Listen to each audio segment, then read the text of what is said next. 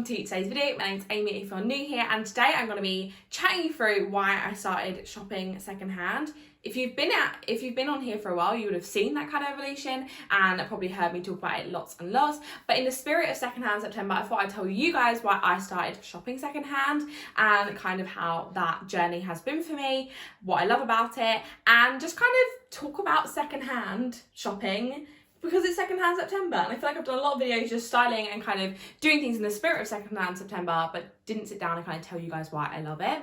So if you don't know what Secondhand September is, it's exactly what it says on the tin. It's a month where people try to shop secondhand. Obviously people like me who always shop secondhand just get excited that other people are trying it too. And yeah, I love it. I love the idea of it. I love the idea of challenging yourself for a month because I feel like after a month you probably will have got the bug and just kind of learn how amazing it is. So a little bit about how I stumbled into secondhand shopping. So as a kid, I remember going in and, kind of getting bits and pieces. The only one thing I really remember buying is a Louis Vuitton bag that wasn't real.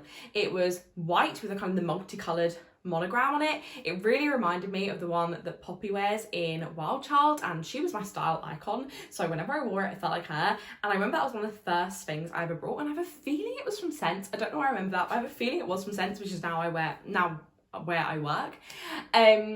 But yeah, so I remember kind of going in them as a kid. I didn't shop in them a lot, but I remember kind of popping in them, especially with my sister. I remember also when I started getting a little bit of money, like when I started being able to go out by myself to the high street with my friends, I remember going to Marie Curie and buying an Avril Lavigne CD. I grew up being aware of charity shops and going in them, but we didn't go in them a lot. I was still shopping very much all fast fashion until probably not just before the pandemic, during the pandemic. So as I said, I'd always kind of gone in them, and if you scroll back right down to the bottom of my channel, you'll see that kind of start happening. You'll see the videos start to come, and I started mainly with bric-a-brac. I wasn't so fussed on looking through the clothes and very rarely did. I remember the first time I went into Havens, which is like my favourite one now, I was like, I don't like this, there's no brick. Whereas now, bric-a-brac is normally one of the last things I look at, and clothes is mainly what I do look at. So I started kind of going in them, looking for cute home decor. I was kind of changing my room from the room I kind of had as a teenager to the room I wanted now. I wanted it to be very calm, soothing. I wanted to go away from the greys and the silvers and bring in kind of the warm wood tones, creams, like browns, and that's the colours I was gravitating towards. So instead of going out and buying that all new, I started buying bric-a-brac, doing DIYs, and obviously with the open and closing of lockdowns, I started doing more DIYs. I had more time to kind of play around and do things. And I feel like shopping secondhand is great for them materials rather than buying new. So yeah, I started kind of mainly just shopping bric-a-brac, but then kind of was venturing into the clothes, kind of section by section. And also during this time, I went from kind of a size 8 to 10 to a size 16, which I am now. And going through such a big size change and kind of going up in stages. So I went to a 10, to a 12, to a 14, to a 16. And throughout that time, there was probably a couple of years of me just kind of growing into my adult body. I didn't want to keep on buying new clothes, mainly because it was so expensive and I couldn't keep on buying new jeans, new tops, new jumpers for each season in my new size. And that meant I was had to shop a lot more. And I didn't want to buy new stuff. During this time as well, I started learning about the horrors of fast fashion and how unethical a lot of it is. And I just get into like all the moral quandary, and I was like, I don't want to support these things. And now I do earn money and I have a business and I have this money to spend. I really am conscious of where I spend my money, is important and does have an effect. Obviously just me not shopping in Primark anymore is not going to make too much of an effect, but I wanted to know that where I was putting my money, I was okay with that, and what businesses were going to run off my money, I was okay with. So as I said, changed sizes, started becoming a little bit more aware about fast fashion, and just started to gradually, in amongst shopping fast fashion, was then shopping kind of in the charity shops, kind of venturing more into the clothes than the bric-a-brac. And I feel like it only takes a couple of really good bargains to get you in. I'm trying to think of some of the early ones. I've got a lovely pair of boots from Scope, like lovely Chelsea boots, which I wear a lot of stuff in winter. I got a couple of bags that I liked that were kind of little mini bags that were really on trend, and for selling for like £25 on Pretty Little Thing, I was finding for £2 in the charity shop, and like little things like that kind of get you in.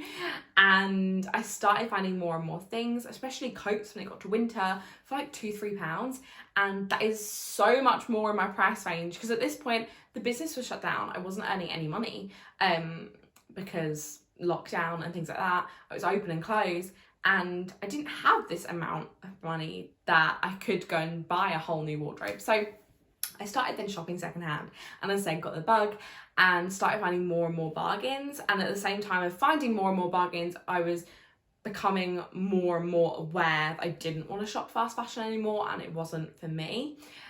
So I kind of gradually just built that up, and also I started to find my personal style a lot more than I ever had done shopping in normal shops. I find that when you shop in a normal shop, you are told what to like. The mannequins are presented in a way that is telling you to buy them clothes. That's what's on trend. That's what you should be buying. And in a charity shop, you have none of that. I think it really challenges you to find your style. I think that's why a lot of people do struggle with a charity shop. I can see a piece of clothing on a rack that looks nothing on the rail, and my mum goes, "Why are you buying that? That looks awful." And I get it home and I style it, and she's like, "I see your vision." And I know that a lot of people struggle with that, and having the directions of a mannequin looking beautiful and lots and lots of rails organised in colours that you should wear them with is so handy. And I feel like it's something that charity shops are trying to aspire to do. If you go into Cancer Research, for example, they're normally organised in colour. Obviously, you've got the mannequins in the window, which are normally dressed absolutely gorgeously. But in general, it's harder. You've got an eclectic mix of clothes in a charity shop, so the charity shops can't always present them clothes in a way that a normal store would.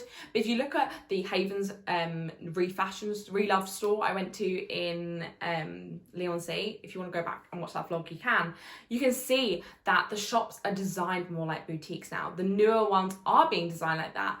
And if charity shops aren't your thing, there's vintage stores, there's kind of online Depop stores, eBays that kind of create outfits in a way that a normal store would, so you can shop a little bit easier. There's also ways to do this online now with shops like Reef Fashion, Thriftify, Beyond Retro, literally so many, Thrift Plus. All of these online stores, you can shop in a way that you would shop fast fashion online from the comfort of your own bed when you're snacking and just want to shop. You can do that now, but with secondhand that we never could before. But going back, I feel like charity shops are kind of harder to shop in, but in a way, because they're harder, you're really challenged. Like, what do I like? What am I gravitating towards? Is there certain colours, certain patterns, certain fits, certain styles that you just know work for you? And I feel like you start to think about what you like more. And that doesn't mean that I have found my look and found my style, because I still have no idea what I like. I kind of just see things and go, that's it.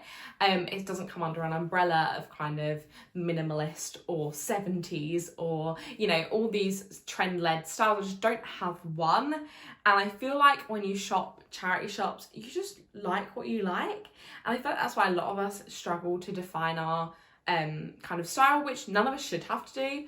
But if people ask, I'm like, I have no idea. I just like what I like. And I found that I got my kind of individuality back. I feel like when I was younger, I used to wear these edgy clothes and would be really passionate, like, and love the looks I was in.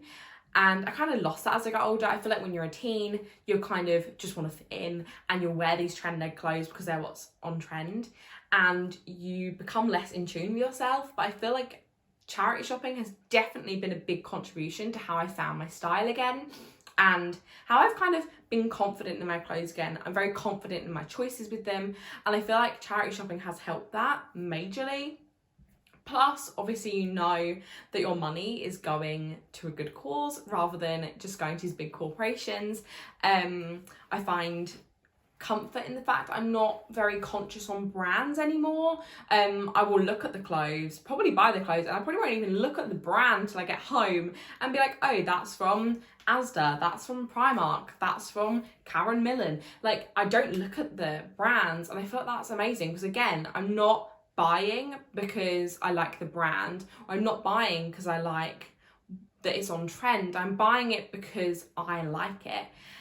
And I feel like that is something that a lot of us lose when we are shopping normally, especially in the rush that we're shopping in now. I find that charity shopping is my time to switch off. It's a time for me to, you know, go out and have fun and just mooch around at my own pace and kind of explore. It feels a bit like treasure hunting is how I describe it to a lot of people, in that you can go in and find loads of amazing stuff. It's just a day of gold dust and everything is gorgeous, and then you'll have a day where you literally find nothing, and in every store you go in you don't like anything, and it keeps it fresh. I feel like I can shop, and every time I go to a different area, a different shop, it's very different, and obviously that's because it's got every different donation. So that definitely helped. And then obviously finding a massive online community who also love charity shopping, whether that's in Essex, in Kent, you know, all around the country. There's so many people that also are shopping in the charity shops, and it's a lovely community to find and to see what other people are finding. Different ways to shop secondhand, whether that's in a boot sale, in a charity shop, in, you know, a jumble sale, online, Instagram, Depop. There's so many different ways to shop secondhand, and I feel like that's only evolving more, because the demand is more. And I know I've said a lot about overconsumption recently. It's something I'm really, really consciously trying to cut back on. I know I was shopping too much. Even if it was secondhand, I was still buying too many clothes. I definitely have cut back on that now, and that's why the videos have changed slightly. There's less hauls, and more kind of chatty videos, styling videos. But ultimately, this channel is just such a celebration of secondhand fashion, and that's what I want it to be. I want you guys to get inspired, whether that's you shop fast fashion for 99% of your clothes, but shop that one secondhand thing, like that's a triumph. And I feel like I made a whole video on kind of the more stressful sides of sustainability where people are so quick to tear you down, but any step you're making, even just watching this video, watching my other secondhand videos, you are making that step to kind of learn more about it. And that's amazing. And yeah, I love secondhand fashion. It's such a big passion of mine, and I'm so glad we've got a whole month to celebrate it. And I really hope you enjoyed kind of the secondhand September videos that I've done. And yeah, that's a very, very rambly video of just me chatting about how I love charity shops, but I feel like it's a video I wanted to make. And yeah, that's it for today. In the comments, let me know why you love shopping secondhand, if you do, or your best secondhand buy. Subscribe if you guys aren't already, and I'll see you in my next one. Bye.